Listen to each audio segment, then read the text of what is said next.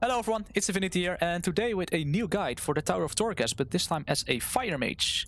I'm going to be attempting the Cold Heart Interstitia floor. I'm going to be doing it as a level 4 because I didn't unlock level 5 and 6 yet. So I'm going over this as a level 4. But first, let's check out my gear. So this is going to be my gear. It's 187 item level, using a PvP trinket at the moment as well, because it goes really well with your combustion. As you can see, I still don't have a legendary crafted because of the fact that I still don't really know which one I want to craft. Because the best one that I want to use is Fevered Incantation, which is locked down to World Boss, which is not out yet.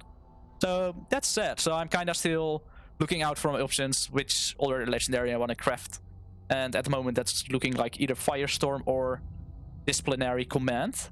Then we're going over the talents that I'm using. I'm always using Searing Touch in every situation that I'm coming in, because it's just such an amazing talent. It will give you execute damage, which is really important in like everything.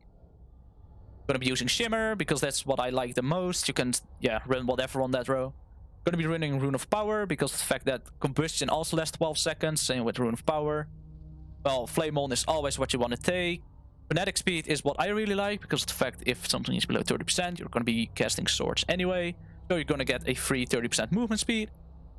Going to be using Flame Patch over Conflagration because of the fact that Tower of Torghast have a lot of trash. So Flame Patch is going to work really well with that.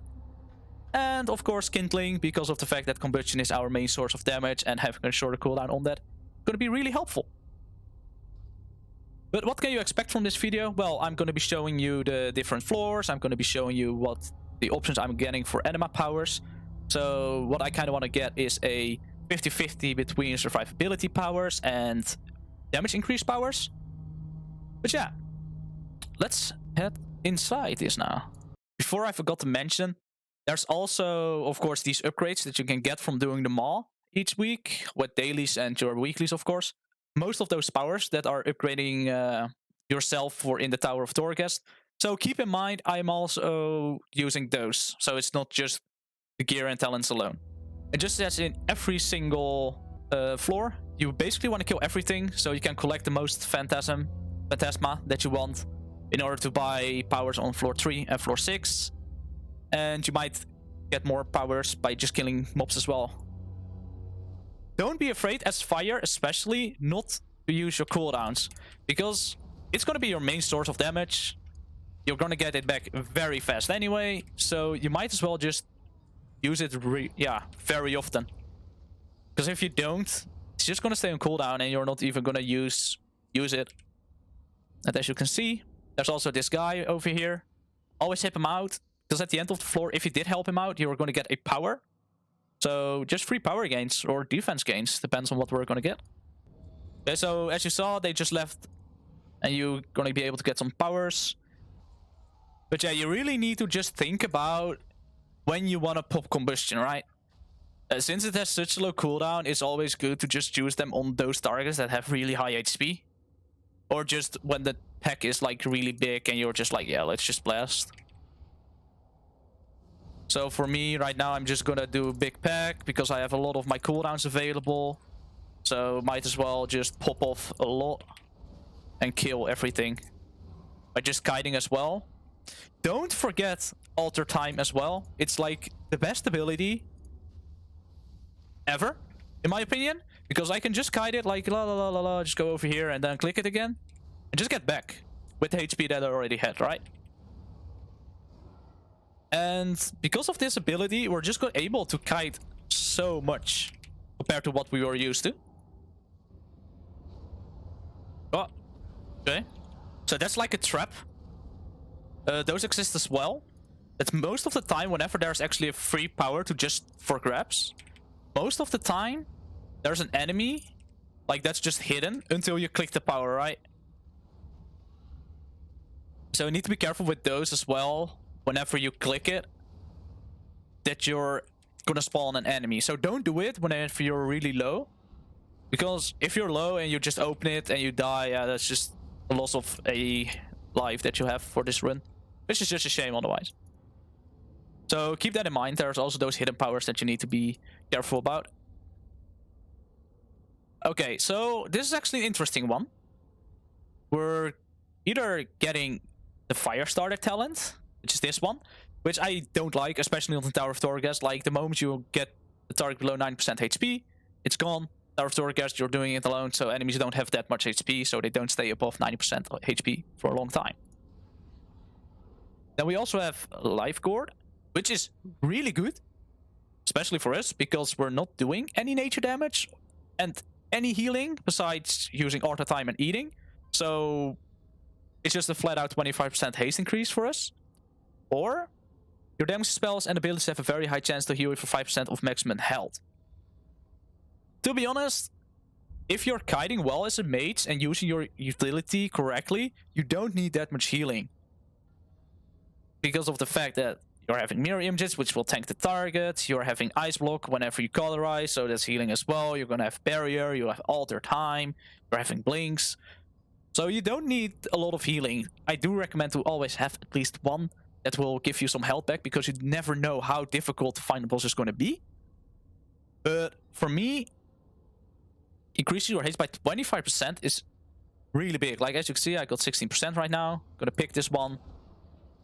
And I'm at 45% haste. 45, that's almost like I'm having a bloodlust. As you can see, only 1.6 second cast time on Fireball. And haste also decreases your Fire Blast cooldown. So the more haste, the more Fire Blast you can have, the bigger combustion you can have, and the more crit you can have, the faster you have combustion back. So we're just being really greedy as well at the moment by just going for pure stats over defense abilities. But if you get those options and you're like, oh, I know I'm going to be fine by taking this instead of the healing one, then just do it. So as you can see, I do not have combustion right now, so this is going to be quite tough. I could wait, but I don't want to. And since I know I'm actually quite strong, I'm just going to pop it. I'm just going to go for it. Because why not? Because I feel like I'm going to be fine.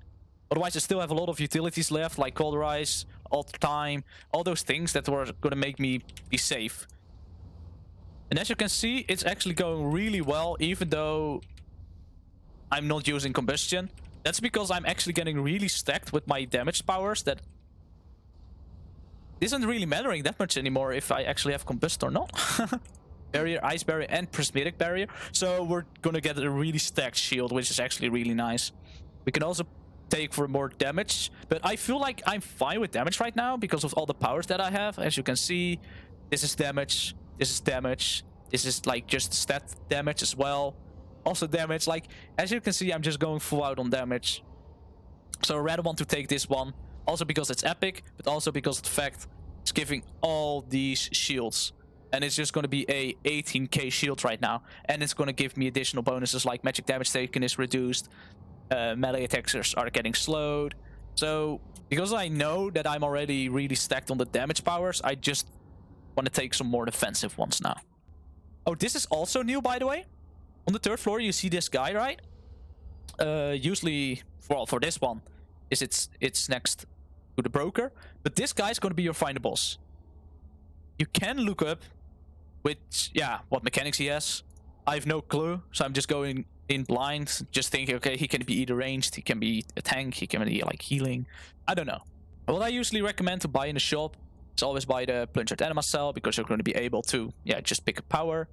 I also really like the stats ones because they're cheap. And sometimes this guy is also selling a potion that increases your damage by 30% for 5 minutes. As long as you're staying in combat, I always recommend to buy that one, especially for and only use it on like the final boss, because you're not going to get out of combat, of course, because it's the final boss, and it's just a flat out 30% damage increase, which I just recommend to always take. But the Fire Juggler is so good against bossing, because you're able to interrupt enemies now with your Fire Blast. You're able to just keep them in the air, so they're not able to get to you. So it's a really, really great source of CC now as well.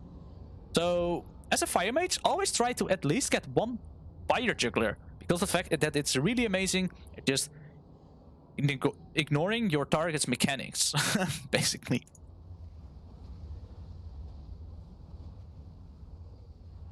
Like, as you can see, Fire Juggler is just ridiculously strong. He's not able to cast anything. It just it just dies. It's such an amazing spell. Well, actually, because of the fact, right, that I got this skill that's giving me barrier spells, like from all specs, having Resolution Medallion is actually insane. Because it's going to even increase your shields by an additional 40%. But since we're using 3 of them, it's going to be an increase of 120%. So from before we had 18k shield, right? By taking this one, we're having 8k, 8k, 9k. So we're actually just increased our shields by 120%. Okay, so basically what we want to do. Good thing we checked. So as you can see, his damage taken is reduced by 90%. So we're just going to go into the boss fight and see what he's going to do. How we can get rid of stacks. So spells and attacks against his caster weakens his shell. So good thing we didn't combust at the start, because otherwise we would have lost a lot of damage. Make sure to just interrupt. Okay, now his shields is gone. Now we're just going to pop everything that we have and just burst this guy down as fast as we can.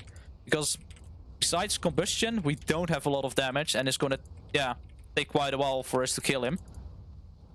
Keep in mind, you just use your Fire Blast as well to interrupt his spells if you can't anymore. By doing that, we barely have to move at all. Like he's crushing again, just Fire Blast, interrupting. He's casting again, Fire Blast to interrupt. Like right now, you can really see the power of Fire Juggler, why it's so good.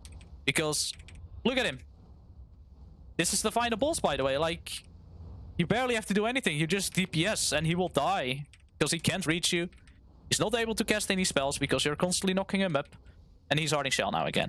So now we're just back to chill DPS. Make sure that his shield is getting low. That it's gone. Just run away a bit. Because his move speed's also, of course, getting increased. So yeah. You have combustion again, so we're just gonna combust again. And as you can see, by having the right balance between survivability and having good options between utility and damage, it's not even an issue. You just kill it like that. So just a quick summarize. You can see my gear that I used. These are my talents that I used. These are the powers that I used. Like especially Triune Ward and Resolution Medallion really carried me for the defensive ones. And then for the power-ups, because of the fact that I had a really strong defense already, I just took a lot of powers that increases my damage. But yeah, that was this video. I hope you enjoyed it, and if you did, please leave a like and subscribe. It will really help me out a lot. If you have still any questions, feel free to comment them down below in the comment section. I will try to go over each and every one of them and like answer your questions. And as you can see, I didn't even use a legendary, so it was totally fine as well. Anyway, that was this video. Thank you all for watching and have a good day. Bye bye.